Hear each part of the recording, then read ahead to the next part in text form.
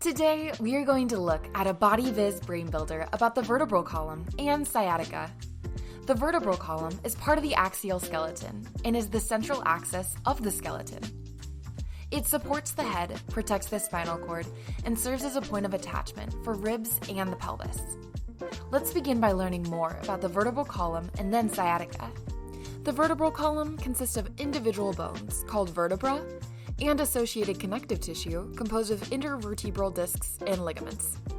There are 24 presacral vertebrae that you should know about. There are 7 cervical vertebrae, which support the weight of your head, 12 thoracic vertebrae, which each articulate with 1 or 2 ribs laterally, and 5 lumbar vertebrae, which supports most of the weight of all the other vertebrae. An easy way to remember how many vertebrae and the order is to remember the times of the day that you may eat at. For example, at 7 a.m. you eat cereal, which corresponds to the 7 cervical vertebrae at the top of the vertebral column. At 12, you eat tacos, corresponding to the 12 thoracic vertebrae in the middle of the vertebral column. And at 5, you may eat lasagna, corresponding to the 5 lumbar vertebrae at the bottom of the vertebral column. There are 2 composite vertebrae in the pelvic area following the lumbar section, the sacrum and the coccyx. When referring to a particular vertebra, the notion utilized by anatomists is a specific capital letter followed by a subscript number. The letter refers to the particular region of the vertebral column, while the number indicates the specific vertebra. For instance, T8 refers to the 8th thoracic vertebra.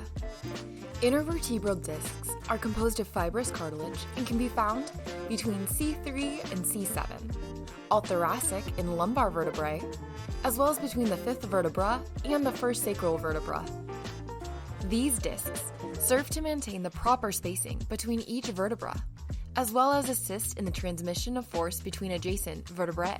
Each disc has an outer ring of fibrous cartilage, called the annulus fibrosus, and an inner gelatinous mass, called the nucleus pulposus. The term sciatica refers to the pain that radiates from one's lower back inferiorly through the buttocks, hips, thigh, and leg.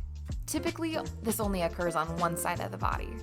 The pain is due to compression of the sciatic nerve, often as a result of a bulging or displaced intervertebral disc within the lumbar region. Next, we will look at the symptoms, causes, and treatments for sciatica, and finally, give a patient example. The symptom associated with sciatica is pain radiating from the lower lumbar spine to one's buttocks and down the back of one's leg. This pain can range from a mild ache to a sharp pain, or be a burning sensation or excruciating pain, and it's typically only experienced on one side of the body. The cause of sciatica is when the sciatic nerve becomes pinched. Usually this is because of a herniated disc or a bone spur on a vertebra.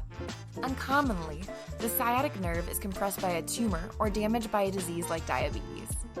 Treatments to improve the pain with sciatica include prescribed medications like anti-inflammatories, muscle relaxants, narcotics, antidepressants, and actually anti-seizure medications. Physical therapy to help prevent the future injury and correct posture.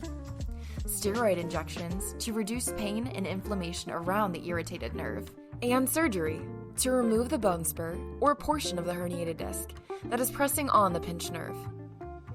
Finally, let's take a look at a patient example. You receive your patient's file and take a look. Age 35, gender male, chief complaints, excruciating pain from his left buttocks to the left leg with a burning sensation.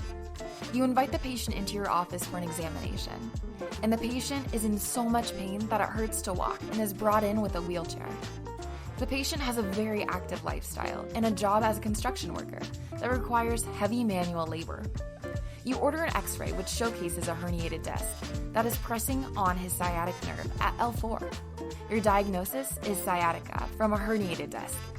You schedule a surgery to repair the herniated disc and provide relief to the compressed nerve.